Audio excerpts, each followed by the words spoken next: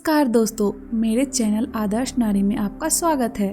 तो दोस्तों, कैसे हैं आप सब, ये बताने के लिए जल्दी से मेरे कमेंट बॉक्स में जय माता दी लिख दीजिए। माता रानी आप सभी की सारी मनोकामनाएं पूर्ण करेंगे। तो दोस्तों, आज हम बात करने वाले हैं कि हमें पूजा के दौरान किन बातों का खास ख्याल रखना चाहिए, कौन सी गलतियां नहीं करनी चाहिए और किन गलतियों के कारण हमें दुष्ट परिणाम भुगतना पड़ सकता है। तो दोस्तों, इस वीडियो को लास्ट तक देखिए क्योंकि मैंने ज़्यादा से ज़्यादा उन सभी पॉइंट को कवर करने की कोशिश की है जो कि आपको ध्यान रखनी है पूजा के दौरान। तो चलिए देखते हैं। इससे पहले आप अभी तक मेरे चैनल को सब्सक्राइब नहीं किए हैं तो जल्दी से कर लीजिए, और अगर मेरा वीडियो अच्छा लगे तो लाइक भी कर दीजिए और अपने फैमिली फ्रेंड के साथ शेयर कर लीजिए। तो चलिए देखते हैं। दोस्तों, मैं सबसे पहले आपको ये बताना चाहती हूँ कि पूजा जितनी ज़्यादा करे उतना कम है और जितना कम करे उतना ज़्यादा है। कोई भी जोर जबरदस्ती नहीं है और आपको जितना टाइम मिलता है, आप जितना टाइम दे सकते हैं आप पूजा में दे, लेकिन रोज़ पूजा ज़रूर करें। भगवान के सामने एक दीपक ज़रूर जलाएं और भगवान का नाम ज़रूर लें। अगर आप चलते फिरते भी भगवान का नाम लेते हैं तो भगवान उसको भी सुनते हैं और उसका भी हमें फल प्राप्त होता है। जिनको टाइम नहीं मिलता, जो वर्किंग है, वो कभी भी पूजा कर सकते हैं, और जिसको टाइम मिलता है, जो घर में रहते हैं, वह किसी भी तरह कोशिश करके टाइम निकाले और सुबह शाम भगवान के सामने एक दीपक जलाएं। भगवान को भोग लगाएं, जो भी आपके पास हो उसी से भोग लगाएं, तो उसका बहुत ही अच्छा सकारात्मक प्रभाव हमारे जीवन पर पड़ता है। हमारे घर में सकारात्मक ऊर्जा उत्पन्न होती है जो कि हमारे जीवन को खुशियों से भर देती है। दोस्तों, पूजा करते वक्त जिस बात का सबसे पहले ध्यान रखना चाहिए, जिन नियम का सबसे पहले पालन करना चाहिए, वो है कि पंच देवता की पूजा हमें रोज करनी चाहिए। पंच देवता है श्री गणेश भगवान, सूर्य भगवान, भगवान शिव, भगवान विष्णु और माँ दुर्गा। श्री गणेश भगवान की पूजा किसी भी पूजा में सबसे पहले की जाती है, तभी भगवान पूजा स्वीकार करते हैं। सूर्य देवता हैं जो नवग्रह के राजा माने जाते हैं। नवग्रह हमारे जीवन में हर अच्छे बुरे कर्म का फल देते हैं, तो इनकी पूजा करना भी बहुत जरूरी है। इसी प्रकार भगवान शिव और विष्णु भगवान जो है वो हमारे रचयिता और पालनहार है, तो हमें इनकी भी पूजा रोज करनी चाहिए। और माँ दुर्गा की पूजा सबसे अंत में की जाती है क्योंकि वो जगत जननी माँ जगदम्बा है, परम शक्ति है, तो इनकी पूजा सबसे अंत में की जाती है। प्रतिदिन पूजा करते समय इन पंच देवताओं का ध्यान करना चाहिए। इसके अलावा हमें कुल देवता और पूर्वज को भी प्रणाम करना चाहिए, उनको भी ज़रूर याद करना चाहिए। वासु देवता को भी ज़रूर याद करना चाहिए। इससे लक्ष्मी की कृपा प्राप्त होती है और हमारी समृद्धि बढ़ती है। तो ये तो हुआ कि हमें पंच देवता की पूजा रोज करनी चाहिए। अब जानते हैं कि हमें पूजा किस प्रकार करनी चाहिए। तो हमें पंचोपचार से पूजा करनी चाहिए। पंचोपचार का अर्थ होता है कि पहले भगवान को स्नान करना, फिर धूप दीप चंदन फूल चढ़ाना और प्रसाद चढ़ाना। ये होता है पंचोपचार से पूजा करना। और दोस्तों, पंचोपचार से पूजा करने के बाद हमें आरती जरूर करनी चाहिए और इसके बाद क्षमा याचना करनी चाहिए। इसके अलावा अब एक बहुत ज़रूरी चीज़ है पूजा में, वो है तुलसी। हमें पूजा करते समय तुलसी भगवान को ज़रूर अर्पित करना चाहिए। ऐसा कहा जाता है कि आप तुलसी नहीं रखते पूजा में तो भगवान भोग ग्रहण नहीं करते हैं। तो दोस्तों, तुलसी से संबंधित कई नियम बताए गए हैं। सबसे पहला नियम है कि शिव जी, गणेश जी और भैरव जी को तुलसी नहीं चढ़ानी चाहिए। तुलसी का पत्ता बिना स्नान किए नहीं तोड़ना चाहिए। शास्त्रों के अनुसार यदि कोई व्यक्ति बिना स्नान किए तुलसी के पत्तों को तोड़ता है तो पूजा में चढ़ाए गए ऐसे पत्तों को भगवान स्वीकार नहीं करते हैं। तुलसी के पत्तों को 11 दिनों तक वासी नहीं माना जाता है। इन पत्तियों को हर रोज जल छिड़क कर पुनः भगवान को अर्पित किया जा सकता है। और एक बात का खास ख्याल रखना चाहिए कि रविवार, एकादशी, द्वादशी, संक्रांति तथा संध्या काल में तुलसी के पत्ते नहीं तोड़ने चाहिए। इसी प्रकार दोस्तों, गंगा जल का हमारे पूजा में बहुत महत्व होता है। तो गंगा जल को कभी भी प्लास्टिक के बोतल में या किसी अपवित्र धातु में नहीं रखना चाहिए। अपवित्र धातु जैसे एल्युमिनियम, लोहे को अपवित्र धातु माना जाता है। गंगा जल को तांबे के बर्तन में रखना शुभ माना जाता है।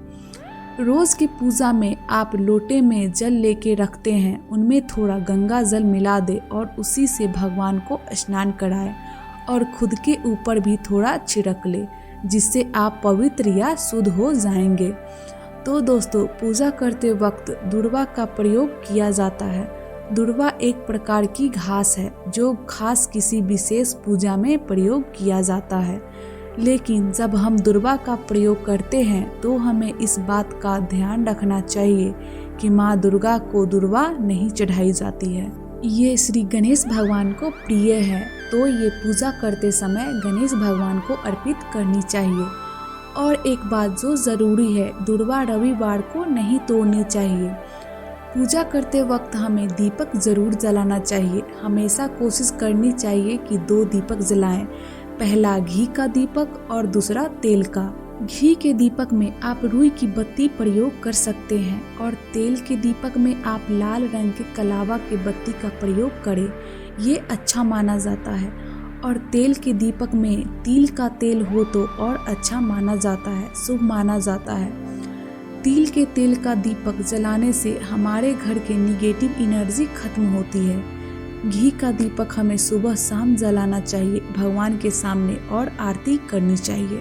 दीपक जलाते समय हमें कुछ खास बातों का ध्यान रखनी चाहिए। एक दीपक से दूसरे दीपक को बिल्कुल न जलाए, या फिर अगरबत्ती से दीपक न जलाए, या दीपक से अगरबत्ती न जलाए। जो ऐसा करता है वो शास्त्रों के अनुसार वो लोग रोगी हो जाते हैं। दीपक जलाने के बाद या भगवान को दीपक दिखाने के बाद या आरती के बाद हमें इस बात का ध्यान रखना चाहिए कि जो हमने लोटे में जल लिया हुआ है उससे 1-2 चम्मच पानी अपने हाथ में ले करके हाथ को धो लेना चाहिए।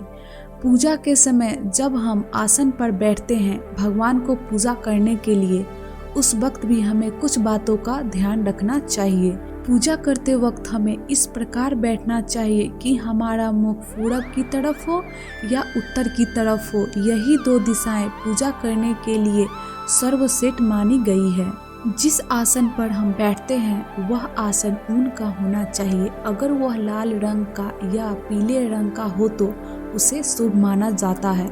हमेशा कोशिश करनी चाहिए कि सुबह की पूजा सुबह 6 से 8 के बीच में कर ले और शाम की पूजा आप 5 से 6 के बीच में कर ले, तो यह बहुत अच्छा माना जाता है। हमेशा पूजा करने के बाद घी के दीपक या कपूर से आरती जरूर करनी चाहिए। आरती करते वक्त हमें कुछ बातों का विशेष ध्यान रखना चाहिए। भगवान की चरणों की 4 बार आरती करे, नाभि की 2 बार आरती करे और मुख की 1 या 3 बार आरती करे। इस प्रकार भगवान की समस्त अंगों की 7 बार आरती करनी चाहिए। समस्त पूजा और आरती खत्म होने के बाद आप जिस स्थान पर खड़े हैं उस स्थान पर ही खड़े खड़े 3 बार परिक्रमा अवश्य करनी चाहिए। इसके अलावा कुछ और बातों का ध्यान रखनी चाहिए, जैसे कि सूर्य देवता को शंख से जल अर्पित ना करें। कई घरों में शंख रोज बजाते हैं, तो इसमें ध्यान रखना चाहिए कि स्त्रियां शंख ना बजाएं। शंख हमेशा पुरुष को बजानी चाहिए, ये शुभ माना जाता है। अगर पुरुष शंख बजाता है तो उसे स्नान करके पवित्र हो करके शंख बजानी चाहिए। यदि वह इस नियम का पालन नहीं करते हैं तो वहाँ से माँ लक्ष्मी रुष्ट हो जाती है। केतकी का फूल कभी भी शिवलिंग पर अर्पित नहीं करनी चाहिए। किसी भी पूजा में मनोकामना की सफलता के लिए दक्षिणा अवश्य चढ़ानी चाहिए। दक्षिणा चढ़ाते समय अपने दोषों को छोड़ने का संकल्प ले। शास्त्रों के अनुसार शिव जी को प्रिय है बेलपत्र, तो हमें शिव जी को जरूर बेलपत्र चढ़ाना चाहिए, इससे वह खुश हो जाते हैं। बेलपत्र 6 महीनों तक वासी नहीं माना जाता है। बेलपत्र पर पुनः जल छिड़क कर उसको पूजा में प्रयोग कर सकते हैं। आमतौर पर फूलों को हाथ से भगवान पर अर्पित करते हैं, लेकिन ऐसा नहीं करना चाहिए। फूल चढ़ाने के लिए फूलों को किसी पवित्र पात्र में रखें, फिर देवी देवताओं को चढ़ाएं। तांबे के बर्तन में चंदन या चंदन का पानी नहीं रखना चाहिए। बुधवार या रविवार को पीपल के जड़ में जल नहीं चढ़ाना चाहिए। दोस्तों, पूजा घर में मूर्तियाँ 3, 5, 7 या 9 या 11 इंच का ही होना चाहिए। इससे बड़ी मूर्ति नहीं होनी चाहिए। घर के मंदिर में भगवान की मूर्ति बैठी हुई अवस्था में होनी चाहिए। हम जब भी पूजा करते समय भगवान को चंदन, कुमकुम, सिंदूर अर्पित करते हैं, तब हमें कुछ बातों का विशेष ध्यान रखनी चाहिए। जितनी भी देवियां हैं, आप उन्हें सिंदूर या कुमकुम अर्पित कर सकते हैं, लेकिन जितने भी देव हैं उन्हें रोली चंदन अर्पित करनी चाहिए। कुमकुम या सिंदूर नहीं लगाना चाहिए। देवों में गणेश भगवान को और हनुमान जी को आप सिंदूर अर्पित कर सकते हैं। हमेशा सिंदूर लगाते समय अनामिका उंगली का प्रयोग करनी चाहिए। तो दोस्तों, मैंने इस वीडियो में कोशिश की है कि आपको पूजा में किन छोटी बड़ी बातों का विशेष ध्यान देना है, उनकी ज़्यादा से ज़्यादा जानकारी दे सकूं। दोस्तों, मैं अपने आगे की वीडियो में पूजा से संबंधित जानकारियाँ देती रहूँगी। अगर आपको ये वीडियो अच्छा लगा है तो लाइक कर दीजिए, फैमिली फ्रेंड के साथ शेयर कर दीजिए और मेरे चैनल को सब्सक्राइब करना ना भूलें। तब तक के लिए बाय बाय।